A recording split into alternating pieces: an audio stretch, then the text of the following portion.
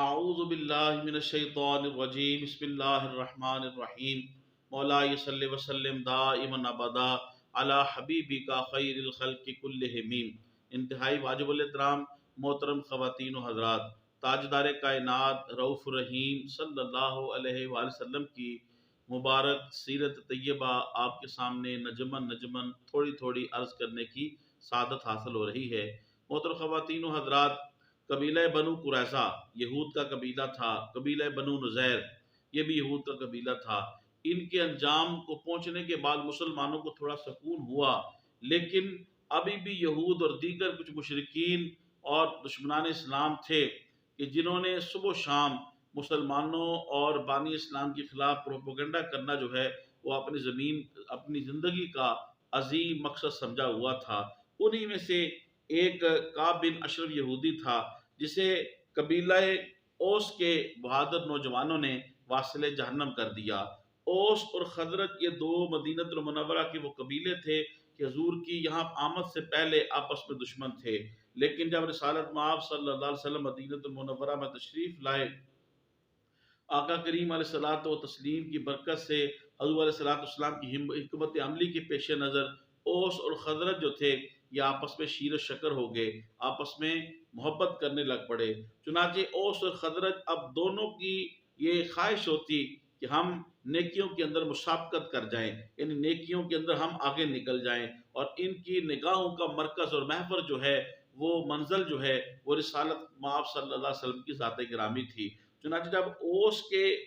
قبیلہ اوس کے نوجوانوں نے کعب بن اشرف یہودی جو ہر وقت اسلام اور بانی اسلام کے خلاف جو ہے بد زبانی کرتا اور منصوبہ بندی کرتا رہتا، شرارتیں کرتا رہتا، تو قبیلہ اوس کے نوجوانوں نے اسے واصل جہنم کر دیا۔ اب قبیلہ خزرج کے جو نوجوان تھے وہ یہ چاہتے تھے کہ اب ہم سے بھی اللہ تعالیٰ کوئی ایسا کام لے جس سے ہم اللہ اور اس کے رسول صلی اللہ علیہ وسلم کی رضا حاصل کر سکے، جس سے مسلمانوں کو اور بانی اسلام اور اسلام کو فائدہ ہو۔ چنانچہ ایک شخص اور تھا یہود میں سے، ابو رافع سلام بن ابی الحقیق، یہ شخص بھی ہمہ وقت اسلام اور بانی اسلام کے خلاف جو ہے وہ منصوبہ بندی کرتا رہتا اور اسلام اور بانی اسلام کے خلاف جو ہے منصوبے بناتا رہتا۔ چنانچہ اس قبیلہ خزرج کے نوجوان حضور اقدس صلی اللہ علیہ وسلم کی بارگاہ میں حاضر ہوئے اور یہ سارا معاملہ حضور کی بارگاہ میں عرض کیا، اجازت طلب کی۔ چنانچہ حضرت عبداللہ رضی اللہ عنہ فرماتے ہیں کہ ہم چند افراد مل کے اس مہم کو ادا کرنے کے لیے، سر انجام دینے کے لیے، ہم اس کے جو ہے وہ خیبر کی طرف یہ رہتا تھا، ہم اس کے قبیلے کی طرف گئے۔ چنانچہ جب ہم اس کے قلعے کے پاس پہنچے تو سب لوگ اندر چلے گئے، تو میں اس طرح بیٹھ گیا کہ جیسے میں قضائے حاجت کر رہا ہوں۔ چنانچہ جو دروازہ بند کرنے والا دربان تھا اس نے کہا اگر آپ نے اندر آنا ہے تو اندر آ جائیں۔ چنانچہ اس نے پہچانا نہیں اور حضرت عبداللہ رضی اللہ تعالیٰ قلعے کے اندر چلے گئے، اور اس کا یہ معمول تھا سلام بن ابی الحقیق کا، ابو رافع سلام بن ابی الحقیق کا، کہ وہ اپنے قلعے کے اندر رات کو مجلس لگتی جس کے اندر وہ کہانیاں سناتے، گپے ہانکتے اور موجودہ جو حالات ہوتے اس کے اوپر بحث و تمہیز کرتے، اور بعد ازاں وہ اپنے گھروں میں چلے جاتے۔ چنانچہ ان کی محفل جب ختم ہوئی اور تمام اپنے گھروں میں چلے گئے، ابو رافع بھی اپنے کمرے کے اندر چلا گیا۔ چنانچہ حضرت عبداللہ رضی اللہ عنہ فرماتے ہیں کہ میں بھی اس کے پیچھے اس کے کمرے کے اندر گیا۔ فرماتے ہیں کہ اس کا کمرہ جو ہے وہ کمروں کے اندر تھا، یعنی کمرہ در کمرہ تھا، اور فرماتے ہیں کہ جب میں اندر چلا جاتا تو کمرے کو اندر سے تالا لگا لیتا تاکہ اگر یہ جان بھی جائیں کہ اندر کوئی گیا ہے تو اس وقت تک یہ مجھے پکڑ نہ سکے جب تک کہ میں اس بدبخت کا اور رسول پاک صلی اللہ علیہ وسلم اور اسلام کے دشمن کا خاتمہ نہ کر لوں۔ چنانچہ میں اندر سے قفل لگاتا چلا جاتا، اور میں نے اندر جا کے اندھیرا اتنا تھا کہ مجھے معلوم نہ ہو سکا کہ ابو رافع سلام بن ابی الحقیق کہاں ہے۔ چنانچہ میں نے جب اسے پکارا تو اس نے آواز دی، کون؟ تو چنانچہ جس طرف سے مجھے آواز آئی تو میں لپکا اور میں نے وار کیا، لیکن وار خالی گیا۔ چنانچہ جب اس نے چیخنا شروع کیا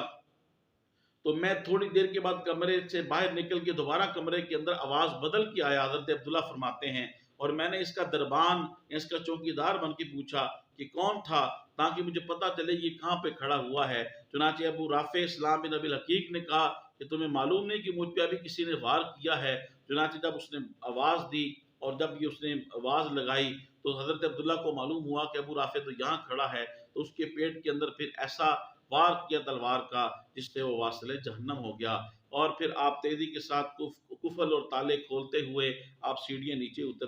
اترے، لیکن جب آخری سیڑھی تھی آپ کو معلوم نہ ہو سکا کہ یہ ابھی سیڑھی باقی ہے، جس کی وجہ سے آپ گرے اور آپ کی جو ہے وہ ٹانگ مبارک جو ہے، وہ آپ کی پنڈلی مبارک جو ہے اس کی ہڈی ٹوٹ گئی۔ چنانچہ حضرت عبداللہ رضی اللہ تعالیٰ عنہ نے آپ نے اسے کپڑے کے ساتھ باندھا اور آپ ابھی اسی کلے کے اندر ہی جان بوجھ کے بیٹھ گئے تاکہ جب تک تصدیق نہ ہو جائے کہ واقعی یہ گستاخ رسول اور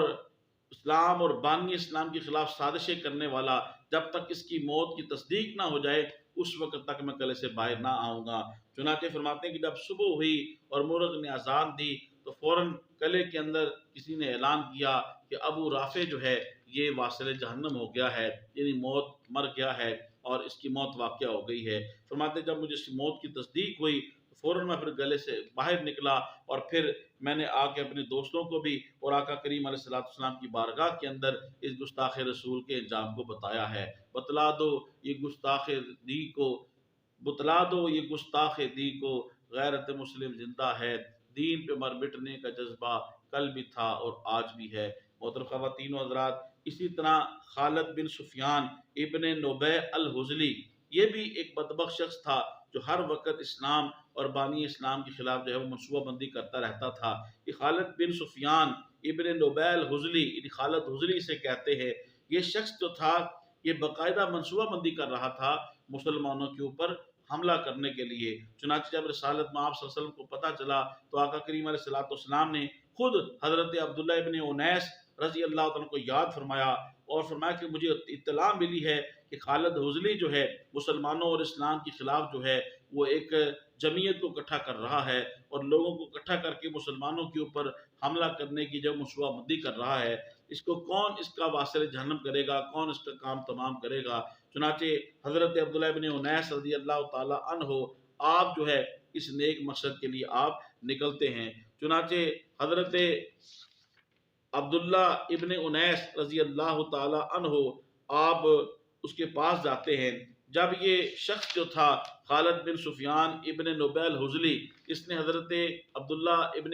انیس کو دیکھا تو کہا کہ آپ کون ہیں، اجنبی ہیں؟ انہوں نے کہا کہ میں نے سنا ہے کہ تم اسلام اور بانی اسلام کے خلاف جو ہے لوگوں کو اکٹھا کر رہے ہو، اس سلسلے میں اگر کوئی میری خدمت درکار ہو سکتی ہے تو میں حاضر خدمت ہوں۔ چنانچہ جب اس نے یہ دیکھا کہ یہ شخص تو ہے یہ بھی میرے ساتھ میرا ساتھی ہے اور جو میرا منصوبہ ہے اسی کے اندر جو ہے یہ بھی شامل ہونے والا ہے، اور اسے اطمینان ہو گیا کہ یہ کوئی دشمن نہیں ہے۔ تھوڑا سا وہ آگے گزرے، جب حضرت عبداللہ بن انیس کو معلوم ہو گیا، تسلی ہو گئی کہ اب اس شخص کو میرے اوپر اعتماد ہو گیا ہے، تو موقع دیکھتے ہی حضرت عبداللہ بن انیس رضی اللہ تعالی عنہ نے اسے واصل جہنم کر دیا۔ یہ وہ شخص تھے جو اسلام اور بانی اسلام اور مسلمانوں کے خلاف ہمہ وقت مارنے کے لیے، نقصان پہنچانے کے لیے منصوبہ بندیاں کرتے رہتے تھے اور بد زبانیاں کرتے تھے۔ محترم خواتین و حضرات، جب یہ واصل جہنم ہوا تو حضرت عبداللہ بن انیس رضی اللہ تعالی عنہ حضور کی بارگاہ میں آ کے یہ واقعہ عرض کرتے ہیں۔ حضور علیہ السلام اپنے کشانہ مبارک میں حضرت عبداللہ بن انیس کو لے جاتے ہیں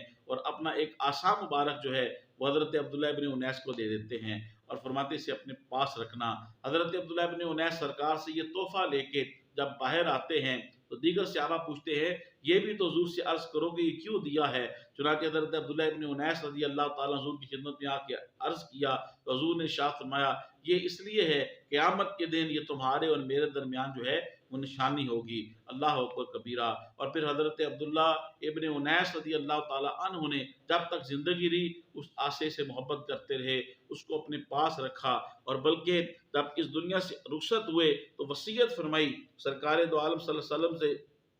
حاصل ہونے والے اس عصے کو اور حضور سے نسبت اور تعلق رکھنے والے اس عصا کا جو ہے وہ میرے قبر کے اندر جو ہے وہ میرے ساتھ، میرے کفن، میرے جسم کے اندر جو ہے وہ جسم کے ساتھ اس کو رکھ دینا۔ چنانچہ ایسا ہی ہوا، آپ کی وصیت پہ عمل کرتے ہوئے آپ کے کفن میں جو ہے اور جسم کے درمیان، اور کفن اور جسم کے درمیان اس عصے کو رکھ دیا گیا۔ محترم خواتین و حضرات، تبلیغ دین کی نیت سے سیرت النبی صلی اللہ علیہ وسلم کے اس پہلو کو زیادہ سے زیادہ آپ لوگوں تک پہنچانے کے لیے میرے اس ویڈیو کو شیئر کریں، میرے یوٹیوب اسلامی چینل کو سبسکرائب فرمائیں، یوٹیوب پہ کمنٹس کریں، لائک کریں۔ اللہ پاک آپ کو جزائے خیر دے۔ السلام علیکم ورحمۃ اللہ وبرکاتہ۔